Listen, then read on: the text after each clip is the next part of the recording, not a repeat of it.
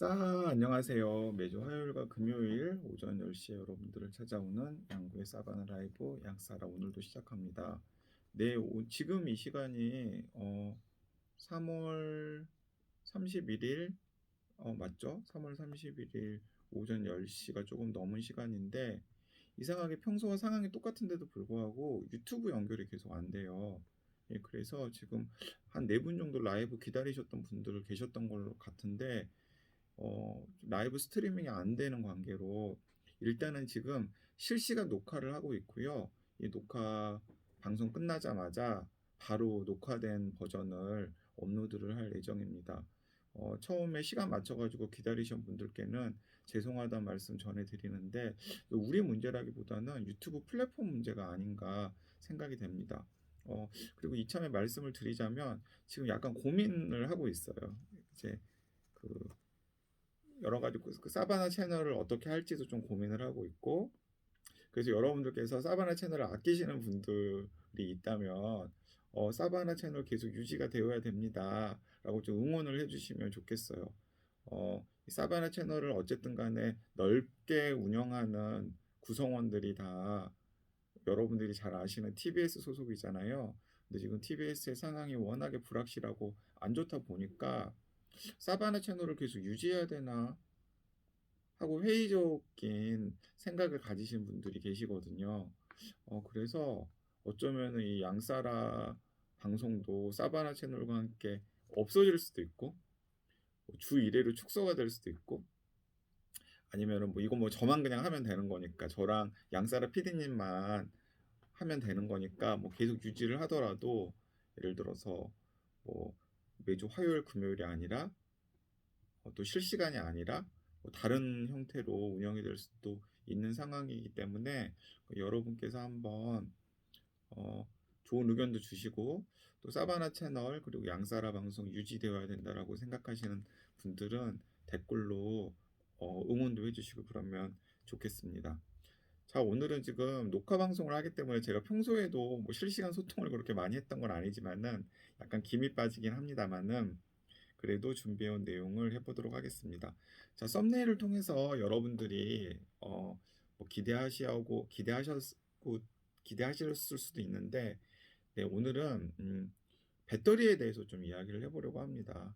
제가 뭐 배터리 전문가는 아니기 때문에 무슨 거창한 이야기를 여러분들께 해 드릴 수는 없어요. 하지만은 여러분들께서 전기차와 관련된 여러 가지 이슈들, 그리고 전기차 배터리와 관련된 여러 가지 이슈들을 뉴스 기사로 접할 때 '아, 이게 이래서 저런 일이 생기는 거구나.'라는 것 정도를 이해할 수 있는데 도움이 되는 제가 배경 지식을 오늘 여러분들께 전달을 해 드리고자 합니다. 자, 여러분 뭐 전기가 무엇인지는 여러분들이 다 잘 알고 계시리라고 생각을 합니다. 자, 그런데 여러분 항상 좀 어렸을 때부터 헷갈리지 않으셨어요? 저는 사실 헷갈렸어요. 저는 사실 헷갈렸습니다. 왜냐하면 어 어렸을 때는 전류라는 게 있다라고 배웠잖아요. 그리고 회로도 같은 것도 그려 보기도 하고 실제로 그 전구가 반짝반짝 켜지는 실험을 해 보기도 하고. 자, 그런데 이제 회로도가 있으면 회로도에 항상 플러스 극과 마이너스 극이 있어요. 플러스 극과 마이너스 극이 있고 마치 우리는 그때 머릿속에 어떤 개념을 염두에 두냐면 '아, 전기 회로도에 플러스 극에서 마이너스 극으로 전기가 흐른다.'라는 관념을 어렸을 때부터 주입을 받았습니다. 자, 그래서 여러분들이 일상생활에서 자주 쓰는 뭐 AAA나 AA 건전지를 보면은 건전지에 볼록 튀어나온 부분이 있고 그리고 플랫한 부분이 있잖아요. 아래에 플랫한 부분이 있는데 우리가 볼록 튀어나온 부분을 양극이라고 하고 그리고 플랫한 부분을 음극이라고 합니다. 자, 그래서 당연히 머릿속에서는 어떻게 생각을 합니까? 아, 그 볼록 튀어나온 양극에서 전기가 나와서 그리고 플랫한 부분인 그 스프링으로 보통 맞닿아 있는 음극 부분으로 전기가 흘러 들어간다라고 생각을 하잖아요. 그리고 그렇게 양극에서 나와서 음극으로 흘러가는 전기의 배선에 단락이 생기면 끊어지면 전기가 통하지 않아서 여러 가지 문제가 생기고 그런 것들을 응용해서 스위치 같은 것들을 만들었다. 라는 것들 초등학교 때나 혹은 중학교 때 배웠던 기억이 여러분들 나시리라고 생각을 합니다. 자, 그런데 사실 전기 현상의 본질을 따져 보면은 지금 이야기하는 게 다 약간 거꾸로입니다. 제가 왜 거꾸로운지를 이제 말씀을 드릴 텐데, 자, 일단은 왜 이런 관념이 형성되었는지부터 여러분들께 제가 말씀을 드려야겠습니다.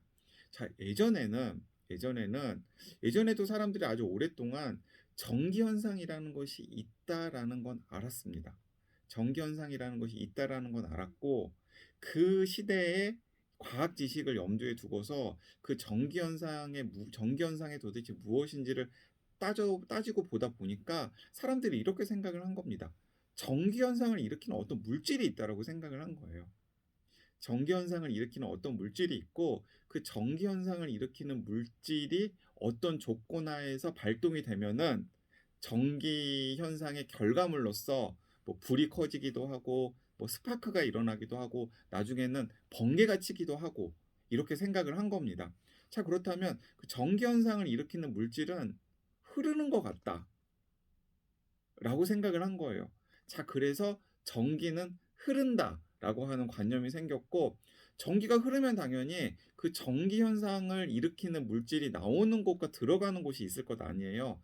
그래서 전기 현상을 일으키는 것이 나오는 곳을 플러스극, 그리고 전기 현상을 일으키는 물질이 들어가는 곳을 마이너스극이라고 해서, 우리가 흔히 전기가 흐른다라고 했을 때 지금 머릿속에 얼른 떠오르는 관념이 그때부터 생기게 된 것입니다. 자, 이제 그런 관념을 굉장히 과격한 방식으로 밀어붙인 가장 유명한 과학자가 루이지 갈바니라고 하는 과학자입니다. 자, 루이지 갈바니는 사실은 해부학자예요. 네, 해부학자입니다. 자, 그래서 동물을 상대로 한 생체 해부 실험을 굉장히 많이 했어요. 동물을 상대로 한 생체 해부 실험을 굉장히 많이 했는데, 그러다가 여러 차례에 걸쳐 가지고 굉장히 흥미로운 사실을 발견하게 됩니다. 자, 어떤 사실을 발견하게 됐냐면, 죽은 개구리의 뒷다리에다가 아연과 구리가 붙어 있는 금속선을 연결을 했더니 다리가 팔딱팔딱하고 움직이는 거예요. 자, 다리가 팔딱팔딱하고 움직이는 겁니다.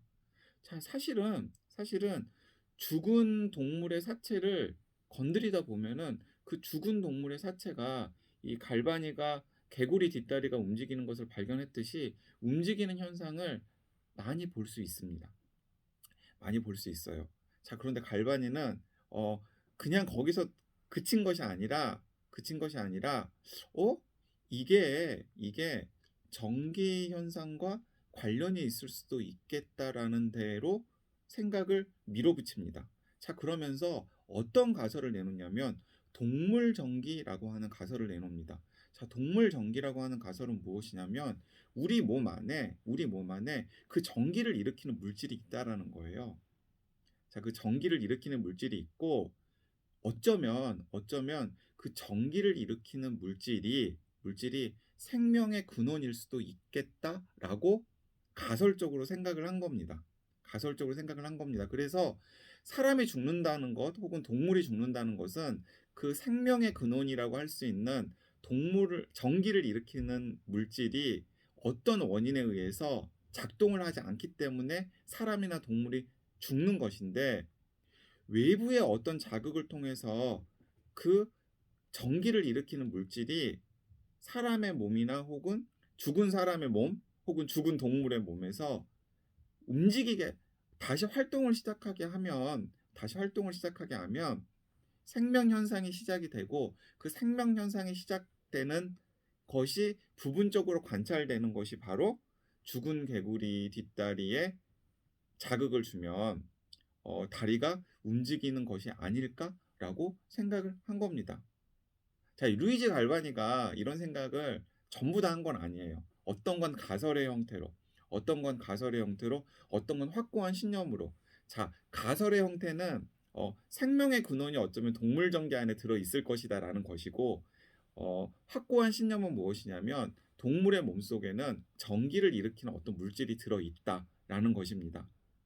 자, 이런 루이지 갈바니의 실험에서 영향을 받아서 지금까지도 유명해진 공포 고딕 소설의 주인공이 있습니다.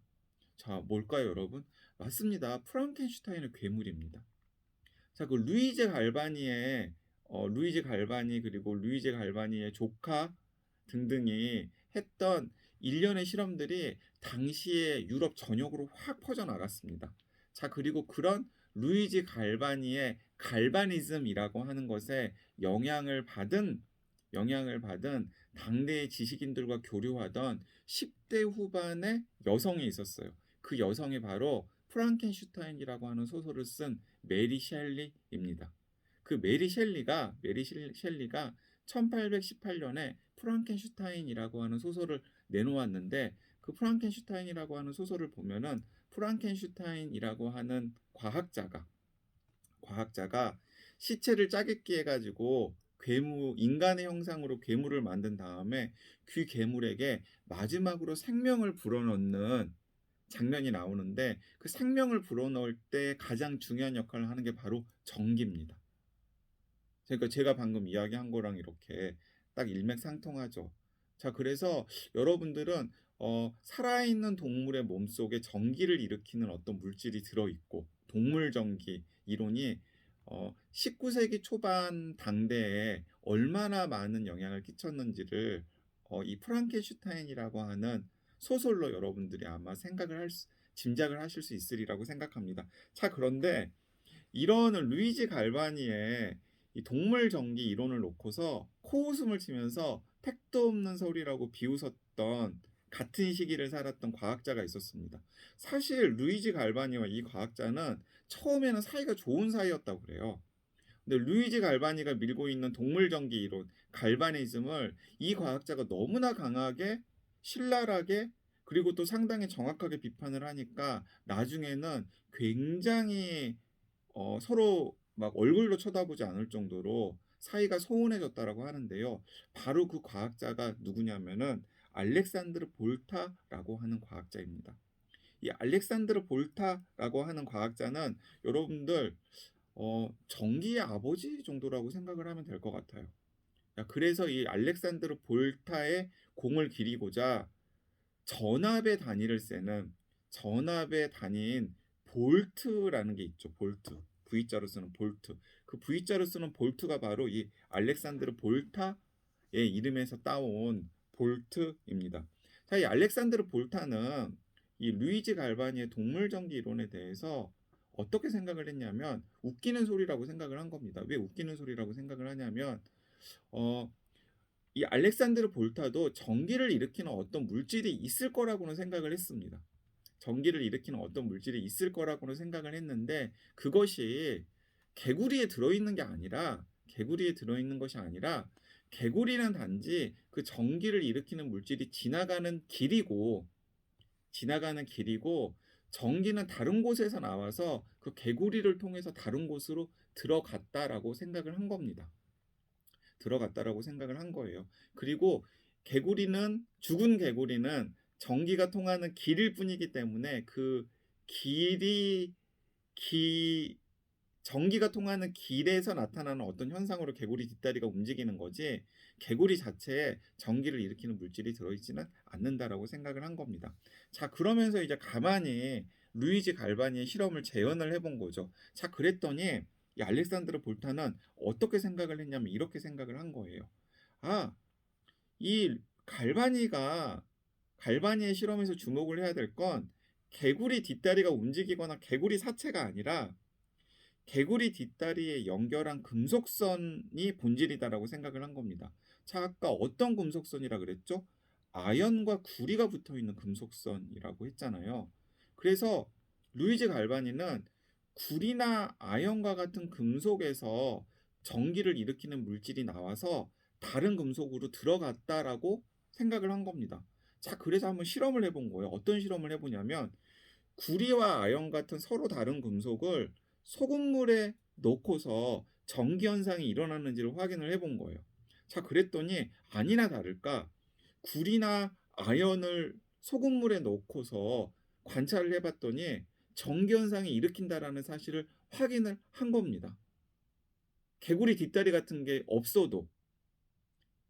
자, 이게 바로 최초의 전지입니다. 최초의 전지. 자, 그러니까 서로 다른 두 개의 금속을 소금물과 같은 물질 안에 넣어 가지고 전기가 흐르는 것을 보여준 게 볼타의 실험이었는데, 볼타는 여기서 그치지 않고 그런 방법을 통해서 우리가 인위적으로 전기를 원할 때마다 만들 수 있다라는 사실을 최초로 발견을 한 겁니다. 최초로 확인을 한 거예요. 자, 그래서 그 전지를 우리가 볼타 전지라고 하고, 이 볼타 전지가 우리가 지금 활용하는 배터리의 최초의 배터리라고 할 수 있겠습니다. 자, 그러면은 사실은 볼타 전지와 지금 전기 자동차나 이런 휴대전화에 들어가는 모든 전지의 원리가 사실은 다 똑같습니다. 달라진 게 하나도 없어요. 자, 그래서 일단 볼타 전지의 원리를 여러분들이 정확하게 이해를 하면 다른 전지도 쉽게 이해를 할 수 있습니다. 자, 전지는 크게 세 가지로 구성이 됩니다. 자, 어떻게 구성이 되냐면, 하나는 음극재라는 것이 필요하고요. 두 번째는 양극재라는 것이 필요하고, 세 번째는 전해질이라는 게 필요합니다. 자, 전지는 음극재, 양극재, 전해질이라고 하는 세 가지 요소로 구성이 되어 있습니다. 세 가지 요소로 구성이 되어 있는데, 자, 이 세 가지 요소가 어떤 것인지를 여러분들께 설명을 드리기 전에, 그렇다면 전기 현상의 본질이 무엇인지를 여러분들께 한번 생각을 해보도록 하겠습니다. 전기 현상의 본질이 무엇인지는 지금으로부터 약 100년 전쯤에 물질을 구성하는 기본 단위인 원자의 구조가 무엇인지를 과학자들이 해명하면서 드디어 그 본질이 세상에 알려지게 되었습니다. 자, 결론부터 말하자면 전기를 일으키는 물질 따위는 없었던 겁니다. 전기를 일으키는 물질 따위는 없었고, 전기는 어떤 현상의 효과일 뿐이었는데요. 그것이 어떤 현상인지를 제가 여러분들께 설명을 드리겠습니다. 자, 구리나 아연과 같은 금속은, 볼타 전지에서 최초에 활용이 되었던 구리와 아연과 같은 금속은 어, 자세하게 그 구조를 들여다보면 점점 확대를 해가지고 자세하게 그 구조를 들여다보면은 어떤 식으로 구성이 되었냐면, 구리 원자나 아연 원자는 원자핵과 그 원자핵을 둘러싸고 있는 전자로 구성이 되어 있습니다. 자, 그런데 원자핵은 정기적으로 플러스 성질을 띠고 있고요. 전자는 정기적으로 마이너스 성질을 띠고 있습니다. 자, 정기적으로 플러스 성질을 띠고 있는 것과 정기적으로 마이너스 성질을 띠고 있는 것은 서로 달라붙는 성질이 있다라는 건 여러분들이 아시죠? 자석처럼 서로 달라붙는 성질이 있습니다. 근데 문제는 무엇이냐면, 금속마다 원자핵과 전자가 달라붙는 성질의 세기가 다르다라는 겁니다. 그러니까 어떤 금속은 서로도 강하게 달라붙으려고 하고, 어떤 금속은 그 달라붙으려고 하는 힘의 정도가 약합니다. 자, 그러면 이제 개별 금속들이 혼자서만 존재하면 아무런 문제가 없습니다. 그런데 예를 들어서 전자를 달라붙으려고 하는 힘이 센 금속과 전자와 원자에게 달라붙으려고 하는 힘이 약한 금속을 놓으면 어떤 현상이 생길까요? 어떤 조건만 준비를 해준다면 전자를 끌어당기는 힘이 더 센 금속 쪽으로, 전자를 끌어당기는 세기가 약한 금속에 붙어 있는 전자가 서로 힘겨루기를 할 텐데 이쪽은 힘이 약하고 이쪽은 힘이 세니까 힘이 약한 쪽에 붙어 있던 전자가 힘이 센 쪽으로 끌려가는 현상이 생길 수가 있겠죠. 자, 끌려가는 현상이 생길 수 있겠죠. 자, 그래서 이쪽은 전자를 잃게 되고, 힘이 약한 쪽은 전자를 잃게 되고, 힘이 센 쪽은 전자를 얻게 되는 현상이 생깁니다. 자, 그래서 전자가 힘이 약한 쪽에서 힘이 센 쪽으로 이동을 하게 되는데요. 그 이동을 하는 것의 결과가 바로 전기가 흐르는 현상입니다. 그러니까 사실은 전기를 일으키는 물질이 따로 있어 가지고 그 전기를 일으키는 물질이 흘러다니는 것이 아니라 물질을 구성하고 있는 전자가 있는데 한쪽에서는 그 전자를 더 끌어당기려고 하고 한쪽에서는 그 전자를 쉽게 잡아채고 있지를 못하기 때문에 전자가 한쪽에서 한쪽으로 이동하는 현상이 생기고 그 현상의 결과로서 전기 현상이 생긴다라는 걸 과학자들이 드디어 파악하게 되었습니다. 예를 들어서 아연 같은 경우에는 볼타 전지에서 사용되었던 아연 같은 경우에는 자유전자를 끌어당기는 힘이 약한 금속이에요. 그러니까 구리처럼 아연보다 전자를 끌어당기는 힘이 더 센 금속을 만나면 아연은 전자를 내놓게 되고 구리는 전자를 받아들이게 됩니다. 자, 그래서 아연에서 구리 쪽으로 자연스럽게 전자가 이동을 하기 때문에 아연과 구리에 전극을 붙여 놓은 금속선을 소금물이라든가 혹은 개구리 뒷다리에 연결을 하면은 전기 현상이 생기게 되는 것입니다. 전기 현상이 생기게 되는 거예요. 자, 그렇다면 음극과 양극은 무엇이냐? 어쨌든 간에 패턴을 바꿀 수는 없잖아요. 왜냐하면 오래전부터 플러스 극이라든가 마이너스 극이라는 용어는 사용을 해왔기 때문에. 나중에 확인을 해보니까 우리가 마이너스 극이라고 생각을 했던 곳이 전자가 튀어나오는 곳이라는 걸 알게 되었습니다. 전자가 튀어나오는 곳이 마이너스 극이고 그리고 전자가 들어가는 곳이 오히려 플러스 극이라는 사실을 확인을 하게 되었습니다. 자, 그래서 음극재와 건전지의 볼록한 부분은 양극이고 건전지의 플랫한 부분은 음극인데 자, 그래서 전자가 튀어나온 부분과 전자가 들어가는 부분 그리고 튀어나온 전자와 그리고 들어가는 전자가 이동하기 쉽게 하는 어떤 물질 이 세 가지가 이제 구비가 되어 가지고 양극과 전해질과 이제 음극이라고 하는 세 가지가 이제 구성이 되는 겁니다. 자, 그다음에 이제 볼타전지 이후에 많은 과학자들이 볼타가 만든 최초의 전지에서부터 전지의 성능을 계량해 보자라고 생각을 한 겁니다. 자, 그래서 당연히 무엇을 해봤겠습니까? 네, 맞습니다. 전자가 튀어나오는 부분과 그리고 전자를 받아들이는 부분에 금속들을 계속해서 바꿔본 겁니다. 그래서 만들어진 게 납축전지라는 겁니다. 납축전지는 전자가 튀어나오는 음극 부분에는 납을 사용하고 그리고 전자가 들어가는 양극 부분에는 이산화납이라는 걸 사용하고 그리고 그 음극에서 나온 전자가 양극으로 쉽게 이동하도록 돕는 전해질에는 황산을 사용한 게 납축전지입니다. 자, 납축전지는 지금도 사용이 돼요. 19세기에 개발이 되었는데 지금도 모든 엔진 자동차에 시동을 걸 때 사용되는 전지가 바로 이 납축전지입니다. 그리고 이 납축전지를 둘러싼 더 깜짝 놀랄 만한 사실도 있는데요. 1888년에 독일의 안드레아스 플로켄이라고 하는 엔지니어가 최초의 전기자동차를 개발을 했습니다. 자, 최초의 엔진 자동차가 언제 나왔냐면 벤츠가 1885년에 만들었다라고 사람들은 이야기를 하고 있거든요. 자, 그러면 벤츠가 만든 엔진 자동차가 1885년인데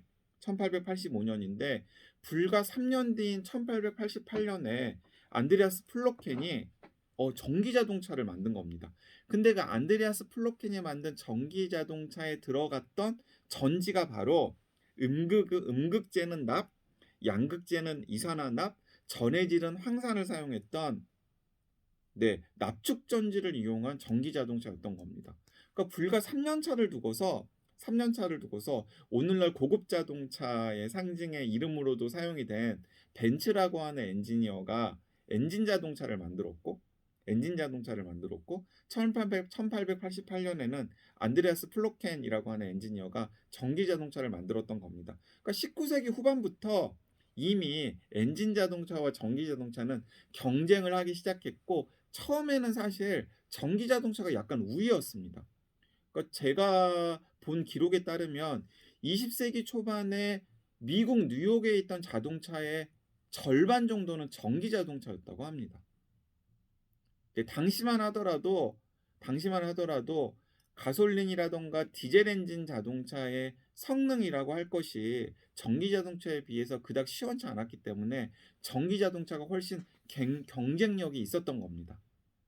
자, 그러다가 뭐 석유 유정이 개발이 되고 그리고 가솔린이라든가 뭐 디젤을 이용한 엔진 자동차의 성능이 획기적으로 개선이 되면서 전기 자동차는 점점점 밀려나게 되고 엔진 자동차가 대세가 되어 가지고 20세기는 엔진 자동차의 시대가 되었는데 일단은 시작은 비슷했던 거예요. 그리고 시작의 처음 몇 년간은 전기 자동차가 오히려 엔진 자동차보다 우위에 있었고 그때 전기 자동차에 사용되었던 배터리가 음극재는 납, 양극재는 이산화납, 전해지는 황산을 사용한 납축전지였던 겁니다. 자, 그 이후에도 수많은 과학자와 엔지니어들이 좀 더 나은 전지를 개발하고자 여러 가지 노력을 했었습니다. 자, 에디슨 같은 경우에는요. 발명왕 에디슨이 모든 곳에 다 끼잖아요. 당연히 배터리에도 관심을 가지지 않았겠습니까? 그래서 에디슨 같은 경우에는 니켈 철 전지를 만들었고요. 니켈 철 전지를 만들었고요. 그리고 그 다음에는 니켈 카드뮴 전지도 나왔습니다. 근데 니켈 카드뮴 전지는 상당히 성능이 괜찮았음에도 불구하고 퇴장됐어요. 왜?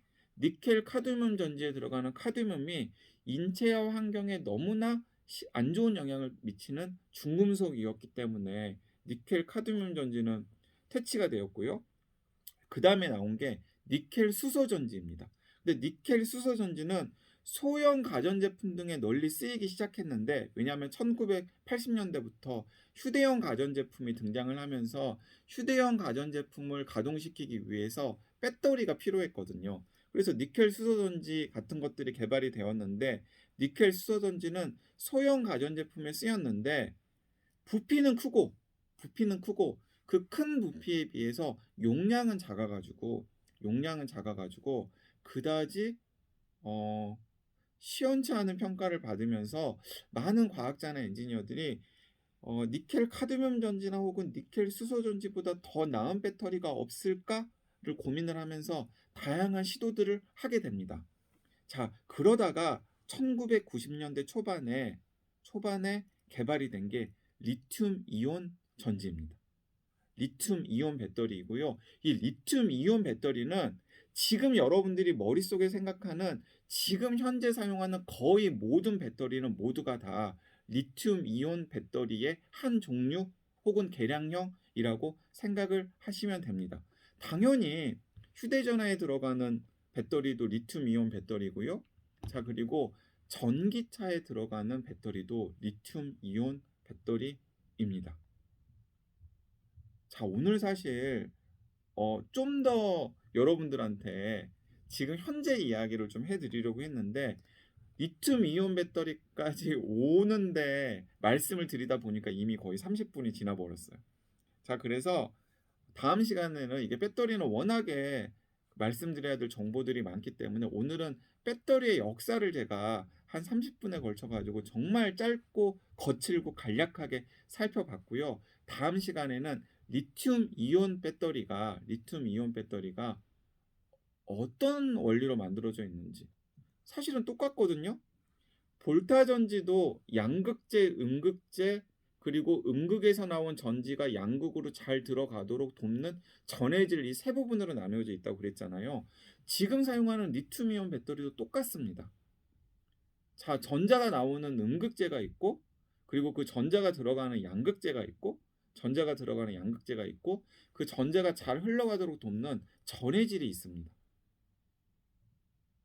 자, 그리고 이 양극과 음극을 분리하는 분리막이라는 게 있는데 분리막 같은 건 여러분들이 기억을 안 하셔도 되고 그냥 볼타 전지랑 똑같이 리튬 전지도 양극재, 음극재, 전해질의 세 부분으로 구성이 되어 있다라는 사실을 일단 기억을 하신 다음에 다음 시간에는 그렇다면 리튬이온 전지의 양극재와 음극재와 전해질은 무엇으로 사용되고 있는지, 자, 그런 특성 때문에 지금 전기차를 둘러싼 여러 가지 문제들이 왜 발생하고 있는지, 그리고 더 나아가서는 자꾸 전고체 배터리가 개발되어야 된다라고 이야기를 하는데 그 전고체 배터리는 지금 현재 사용이 되는 리튬이온 배터리와 무엇이 다른지, 또 어떤 건 같은지 같은 것들을 제가 여러분들께 설명을 드리도록 하겠습니다. 자, 오늘의 양사라는 여기서 마무리하겠고요. 다음 주 화요일에도 여러분들을 찾아오도록 하겠습니다. 싸바.